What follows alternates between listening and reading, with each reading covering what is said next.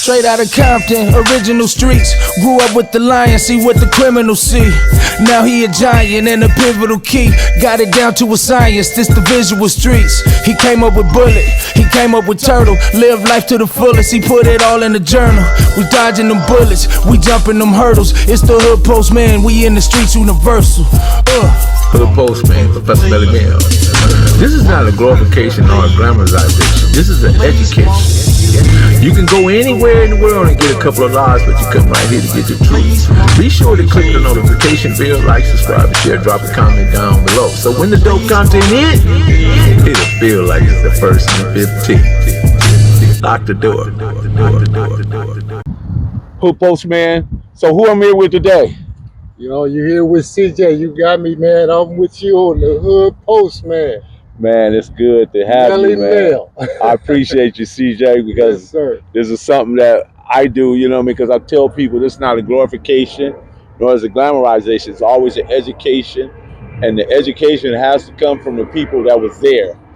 You know, 55 and older is history. Yes. Anything else is just a mystery. It's a mystery. With that being said, man, you live in what is known as Mob Piru now, right? Right. Prior to it becoming Mob Piru, what was it? It was Lueders Park Pirus. It was Lueders Park Pirus. Okay. And what year did you move there?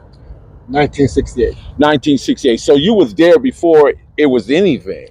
I was there before it was anything. Yeah. Okay. And you saw the pieces that came together, the Voltron, the Autobots, and all these different brothers that came and linked arms and became what we know now, Lueders Park Pirus, and then later on, Mob Piru, right? Right.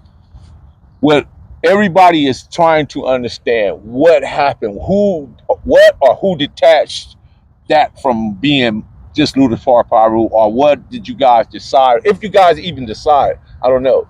But something had caused a divide, if you could explain it. A divide to where we became Mob? Uh-huh. Oh, and we don't even have to look at it in terms of divide. It may have just been a decision, a marketing. Yeah, it was a decision. It was a decision. I don't think it was something to divide us. It was just something that it was a decision that was made by some of my older homies due to some things that had taken place. You know what I'm saying? And they wanted to identify themselves as something other than Lueders Park. So they wanted to become the Mob, but they didn't want to become Stockton Mob. They were Stockton Mob first. Stockton Mob. Yeah, it was Stockton Mob. It was my older homies on Stockton that really set that in motion for us to even have a identity of being Mob. It came from those individuals.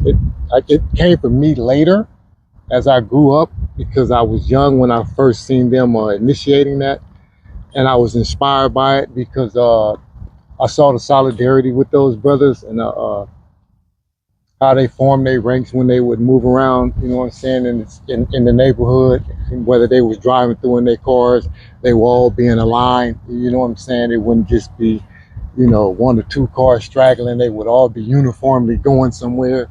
And when they walked through the community, they were uniformly walking through the community. So I saw that as strength, and it was inspiring to me. And they had a dress code that was like, to me, I mean, that gangster dress code they had, it was like, I mean, these brothers was in slacks and Stacey Adams and Godfather hats, you know what I'm saying? I mean, these was like, looked like businessmen, real classy men, right? And it was something that, you know, it struck a light in me, and I wanted to represent that like that. Good. Would Junebug have been part of that instrumental? Junebug was one of those individuals that initiated that. Shout out to Junebug. I've been knowing Junebug for quite some time. And his brother TC. And his brother TC. TC. Definitely TC. Junebug, just go back in a little history too, let me add. Junebug, their sister was dating one of my homeboys, was Skip. It was Tommy, Kilroy, Skip, and they the Broussards, right? Mm-hmm. Shout out to the Broussards on Santa Fe. But anyway, Junebug would come over to the house and kick it, man. It'd be about 50 Crips out there. He, you know, because he was, you know, in that family, you know, it was like already known in the neighborhood, man. Junebug, he kick it, he family, Don't trip. And he would come over there all the time. But shout out to Junebug, man. Mostly everybody over there is like family. You know what I'm saying? Like all through elementary school and junior high school and high school, you know what I'm saying? It was like, you know, my homies was dating girls, you know what I'm saying, in Crip neighborhoods and start having children and vice versa. And it was like, you know, everybody knew everybody, you know, all through sports and everything. It's like, it was just amazing. It was amazing. Let's address the elephant in the room. 68, there was nothing over there. So we had somebody that later on, for some reason, I think he was just information poor. He didn't have the right information, and he tried to label mob as coming from something other than what mob was. Can you clear that up for the audience? As far as you guys were always just Piru, right? Am I correct? Correct. Everything over there was Lueders Park Pirus before we even became Mob Pirus. And there was no association with Crip whatsoever. There was no Crips in that neighborhood as far as saying that was a part of their neighborhood. Now, there were Crips on Palm Street.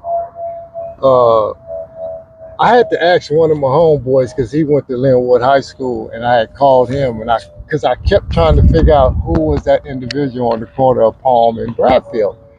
And he said it was Duck, CJ. I said, that's the name, Duck. I was searching for that name, and I was gonna ask you, are you familiar with Duck? Yeah, I'm familiar with Duck. Yeah. Duck and Shorty used to be together. They both was original Linwood Crips. Ever before it was a Palm and Oak, there was original Linwood Crips. Duck, Shorty, Toenail, Wino, Gary Stewart, Andrew, just to name a few. And they were all on Palm? No, they weren't. They was all across from where you guys were at. Right. Only Duck and Shorty. No, only Duck was there where you was at. Right. But he had to leave from there to go across. See, because Palm extend from where you guys across Long Beach Boulevard. Back across, right. So when you get across Long Beach Boulevard, there are Crips over there, which has absolutely nothing to do with Mob Piru, and Mob Piru had nothing to do with them. Other sides, they was anti-Crip and they was anti-Piru. Right, exactly. So I'm just glad we had a chance to clear that, because we don't want bad information circulating, because people listen to this and they'll take it and pass it on. Right, and it's incorrect. Right. And, and I know that, people out here, they get on platforms, they go on different podcasts, you know what I'm saying? They have a tendency to speak about certain events or certain things that took place in the city of Compton, you know what I'm saying? And their information is not correct. Okay, got it. And we want to make sure that we correct that information. So people who are viewing these channels, you know what I'm saying, won't be being misled, and they'll have the right information. Great. I appreciate that, CJ. So, Mob Piru, right? At what point did you actually come off the porch and say, hey, because you saw your bigger homies, you Stockton Mob, right? Well, I saw prior to that, I saw the Pirus. I saw the Lueders Park Pirus prior to that. I saw, Big Ronnie Bojangle moving around the streets, because I lived down the street from him. He was raised on Pine, and I was raised on Pine. I saw Icky Dawson moving around the streets. He had some family members that was on Pine, and my mother and father were familiar with his family. So that's how I became aware of Vicky. There were other individuals over there as well. What about Ray Johnson?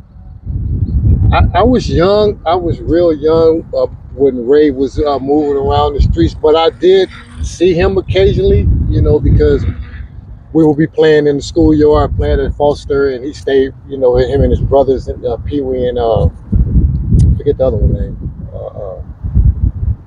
Russell Johnson. Russell, yeah. They stayed right across the street from Stephen C. Foster, and that's where they were being raised at. And we was on the back side of the school; they was on the front side of the school. And if we didn't see them, around the school area, we would see them up at the park, because we would go up to the park and play basketball in the gym, or we would be playing flag football on the field. And I remember I was real young, and I would be in the park with my friends, the homies from my neighborhood. We'd go up there and engage in sports activities. And I would look over to the headquarters. At that time, they still called it the headquarters. And man, it would be so many Pirus over there. Explain what headquarters is. Headquarters is Lueders Park headquarters for the Pirus. You know what I'm saying? It's where they would gather at. It was like a picnic area.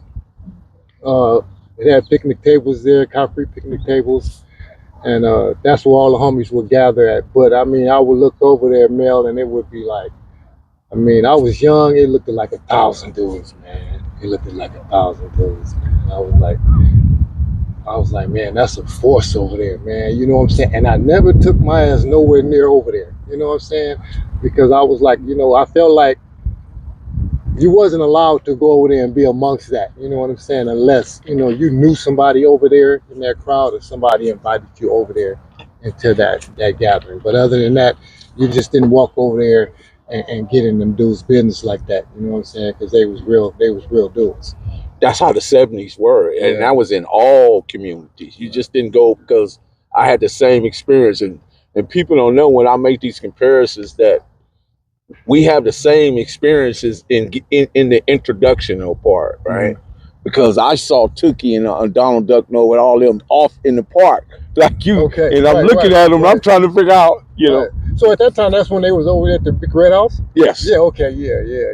I remember when Tookie, because I believe I was at Whaley as a 7th grader going into Whaley, and I believe I don't remember that year. What year was that? Because you was at Whaley when I was at Whaley, because the incident had occurred with we had spoke about that Ivan Brooks. with Ivan. So if you was there to see that, then I had just got to junior high school. And I remember they used to say Tookie's coming like to the school. Like somebody thought they saw Tookie coming down Rosecrans or something or whatever, right? And like I think that was myth. You know what I mean? Because it just took one person to say something, right, and everybody just start scrambling and running. Like it was funny. It really was. But yeah, I had that experience, man, growing up over there.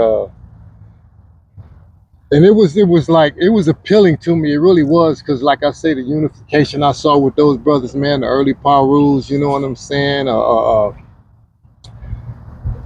You know, hearing about the volcanoes and hearing about the Tams and RC, Puddin, Savage. Daryl Savage? Yes. Yeah, Daryl Savage. Who else? Ricky Mooney. Man, I knew all them cats, man. Rodney Colbert. Jimmy Butler. Cash. Jimmy Butler. Cash. Yeah, Cash. Shit. Randy and Donald. Donald and Randy. Yeah, Donald and Randy. Tony Tobes. Yeah, man, them guys, man, I looked up to those dudes, man, and you know, I learned a lot of great things from them, man. You know what I'm saying? I you know, I saw early, you know what I'm saying, what I needed to do, you know what I'm saying, to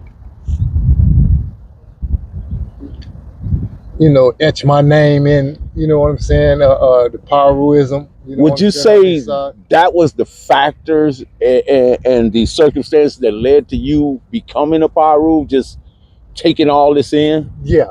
Okay. Yeah, definitely. You know what I'm saying? And so let me ask you a deeper question, because I get people come at me with this, is that what was the real reason, or what do you feel that was the reasoning for this collective to come together? And I always say, in most cases, it was protecting the neighborhood. If you feel like it's different, that's fine, but that's just my perspective. What is yours? Well, I didn't get that perspective from that. You know what I'm saying? When I saw them, I didn't look at them as, you know, individuals that was protecting the community. You know what I'm saying? Maybe that was, you know what I'm saying, their intention or their agenda, but I didn't see that. I just saw a group of people, you know what I'm saying, a group of brothers from my community that showed love and you know what I'm saying, and unity with one another. And it was unbreakable. You know what I'm saying? And I saw strength in that. You know what I'm saying? I saw hope in that. You know, so I was like, man, Because when I grew up, over in Los Angeles before I came to Compton, and I had a brush over in Nine Deuce Bishop Hood where my families were at before. They're not bishops, but we grew up over there as well when the bishops was firing up over there, when Bobby was firing up the bishops. And I was over there spending a lot of time over there. And then it was like you had those political groups. I think Black Panthers, right, Us Organization, the United Us Slaves, Organization, SLB, SLA, Liberation Army. Right, and they had these programs to where we would go and learn. My uncles would take me to learn about Black history. We would engage in arts. You know what I'm saying?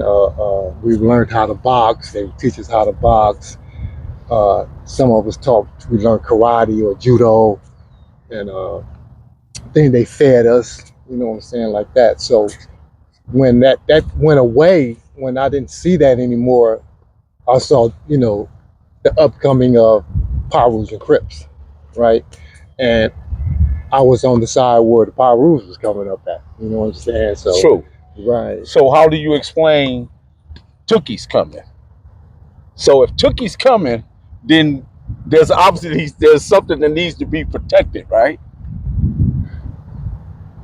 Right. Because when I heard that at school, they would say, "Well, Tookie's coming into the school compound, right?" And I'm like, "Okay, what we supposed to do?" Like, you know what I'm saying? I'm seeing people like fleeing. Like, I'm like, okay, well, where are we running to? You know what I'm saying? Are we supposed to run away from him, or are we supposed to run to our bigger homies? Yeah, don't run from it, run to it. Right. So, I was young then, you know what I'm saying? So I didn't get to see Tookie until he was in jail, in the county jail, in that case that he went to prison for. So I never saw him on the streets.